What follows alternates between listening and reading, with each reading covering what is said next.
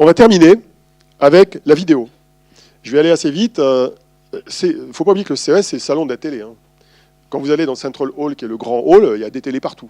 Alors, exception cette année, il y a un stand où habituellement on trouvait des télés qui n'en avaient plus du tout. C'était Panasonic. Bon, en fait, c'est un loser de la télé, Panasonic. Hein. Donc, ils ont perdu ce marché avec le plasma qui a décliné. Et cette année, ils ont fait un choix qui était assez étonnant. Il n'y avait quasiment pas de produits grand public sur leur stand. Il n'y avait que des voitures, des sièges d'avion et en gros la thématique de la Smart City qui était leur moto.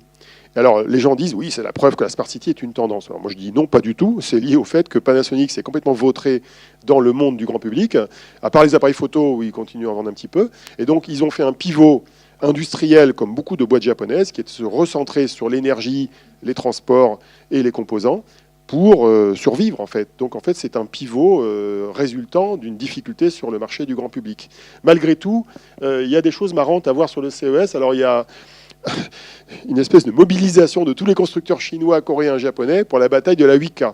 Alors vous connaissez la 4K, c'est les écrans qui font de 4 fois plus de pixels que le Full HD actuel. Et alors qu'on a à peine un tiers des écrans aujourd'hui vendus qui sont des écrans 4K, ils commencent à dire oui, mais la 8K, c'est plus mieux. Donc ils vous présentent des écrans qui font 85 pouces ou 75 pouces en 8K. Tous les stands avaient un écran 8K. Ce qui n'a aucun sens hein, d'un point de vue physiologique, parce qu'à 3 mètres, un écran 8K de 80 pouces, vous ne verrez pas la différence avec un écran 4K. Votre œil, il n'a pas une résolution angulaire suffisante. Soit. Alors Samsung, ils ont trouvé une solution aussi, parce qu'il n'y a pas de contenu, hein, by the way. Hein. Il n'y a pas de contenu 8K. Déjà, il n'y en a pas beaucoup en 4K, alors 8K, il n'y en a pas. À part la NHK qui fait des expériences dans les grandes manifestations, il n'y a pas de contenu. Et donc Samsung a réinventé le pipeau, j'appelle ça le pipeau, j'ose, le pipeau habituel qu'on a tous les 10 ans, de ce qu'on appelle l'upscaling. L'upscaling, c'est il n'y a pas de contenu dans la nouvelle résolution. Qu'est-ce qu'on fait? On prend la résolution antérieure et on traite le signal d'une manière ou d'une autre et on génère une résolution supérieure. Donc on crée de l'information qui n'existe pas forcément dans le système. Alors là où il y a du pipeau, qui n'est peut-être pas du pipeau, et on verra à l'usage si c'est du pipeau, c'est qu'ils disent que ça fonctionne avec de l'intelligence artificielle. Donc ça c'est le meilleur moyen d'enfumer tout le monde si on ne comprend pas comment ça marche. Il se trouve que je sais à peu près comment ça marche avec des réseaux neuronaux génératifs, et on est capable effectivement, avec un bon entraînement, de créer des images de plus haute résolution que l'image d'origine. Mais il faut des bases d'entraînement avec des centaines de millions d'images pour que le réseau de neurones sache se débrouiller. Et par ailleurs, il faut le faire en temps réel. Alors il faut une démo qui est statique, qui utilise juste un exemple de vidéo, mais ils ne font pas la démo en zappant sur toutes les chaînes du câble américaines pour montrer que ça marche. Donc évidemment, on n'est pas sûr que ça marche vraiment. Donc c'est une évolution du marketing, mais qui intègre de l'IA, et là on a encore une autre forme d'IA washing non vérifiable. Je ne dis pas que ça ne marchera jamais, mais je dis qu'au départ, ça ne marchera probablement pas et qu'il faudra du temps pour que ça marche réellement et que ça serve à quelque chose. Bon, de toute façon, vous ne pourrez pas le vérifier puisque de toute façon, votre œil ne le voit pas. Donc, c'est un peu absurde.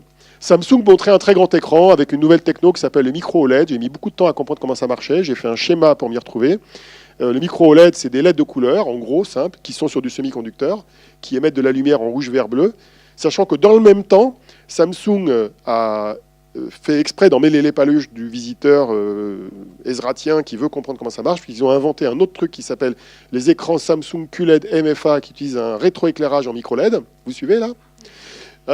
Ça consiste en fait à utiliser des matrices avec plein de petites LED blanches qui font du rétroéclairage derrière les quantum dots qui améliorent la qualité de la lumière au niveau de la colorimétrie, qui éclaire derrière un filtre LCD qui est plus ou moins filtrant, et derrière des filtres de couleur. Et alors pourquoi ils mettent plein de petites LED derrière l'écran? C'est pour générer un rapport de contraste très élevé entre les zones qui sont très lumineuses et les zones qui sont noires. Donc quand c'est noir, la LED est éteinte, mais avec une bonne résolution, et quand il y a beaucoup de lumière, les LED sont allumées.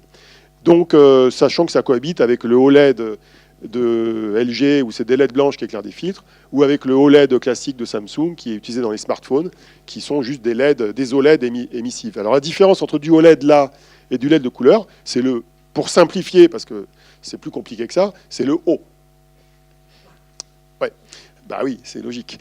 Pourquoi? Parce que le OLED, c'est du organique LED, donc c'est des matériaux organiques et qui s'usent d'une certaine manière et notamment de manière différente selon les couleurs primaires. Et l'intérêt des LED couleurs, c'est comme c'est pas basé sur de l'organique, c'est basé en général sur des matériaux 3,5 à base de gallium. Il y a du arséniure de gallium, du nitrure de gallium, je crois. Et donc, c'est ces matériaux qui s'usent pas de la même manière. Seul problème, c'est que c'est compliqué à fabriquer. C'est fabriqué pour l'instant sur des substrats wafer en silicium, donc ça coûte les yeux de la tête pour l'instant. Résultat, ils nous montrent un truc, et là, ils disent après 2019. Bon, il faut poireauter un petit peu avant que ce soit sur le marché. Vous avez des écrans flexibles en tout genre. J'aime bien le LG Display, parce que vous ne l'aurez jamais chez vous, mais quand même, c'est marrant. Donc, c'est l'écran pliable, il se déroule. Vous l'avez peut-être vu, hein, si vous avez vu les médias. Hein. Je ne suis pas sûr qu'il tienne bien droit hein, longtemps, mais bon, c'est un proto. Hein. Ce n'est pas LG Electronics qui le présente, c'est LG Display qui fait des écrans.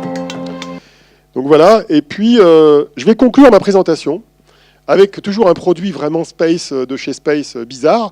Ça coûte $60 et vous allez comprendre à quoi ça sert avec la vidéo qui va avec. C'est tout mignon comme tout, c'est mignon comme tout.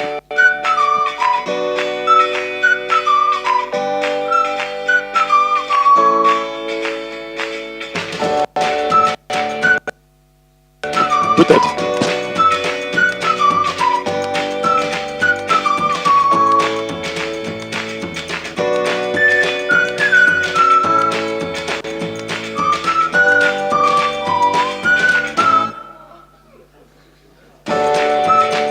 Il y a une chute. Hein.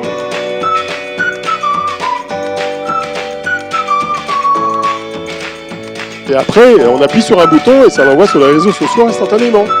Voilà.